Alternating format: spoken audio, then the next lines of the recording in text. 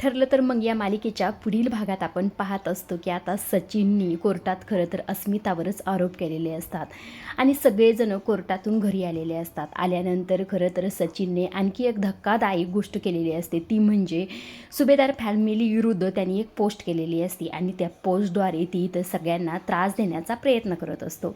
त्यामुळे ते अर्जुन फार चिडलेला असतो. अर्जुन म्हणतो असतो सचिनला चांगलंच माहिती की माझी फॅमिली माझा विकनेस आहे, म्हणून हे सगळं काही तो करतोय. असं म्हटल्यानंतर सायली म्हणत असते मग त्याची ही मजुरी आपण चालून द्यायची नाही. त्याला खोटेपणा करायचा आहे ना तर करू द्या, पण तुम्ही कोर्टात सगळा तो उघडा पाडा, असं इथे सायली अर्जुनला म्हटलेले असते.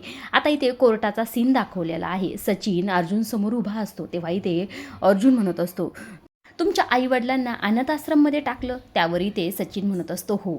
त्यावर लगेच अर्जुन म्हणत असतो मग तुम्ही त्यांना थांबवलं ना का नाही.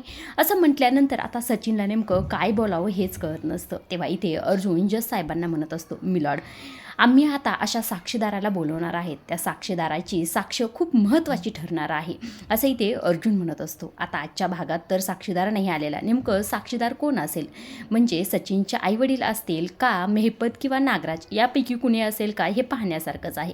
इकडे दुसऱ्या बाजूला सायली प्रतिमाकडे गेलेली आहे.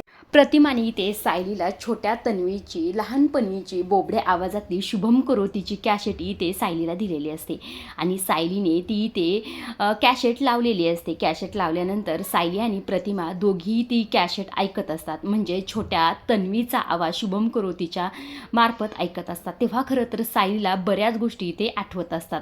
आता सायलीला नेमकं खरी मी तन्वी आहे का नाही हे आता तरी कळतंय का नाही हे पाहण्यासारखंच आहे. आजच्या पुरतं एवढंच. अशा डेली मालिकेच्या अपडेट जर तुम्हाला जाणून घ्यायला आवडत असतील तर चॅनलला जरूर सबस्क्राईब करा. धन्यवाद.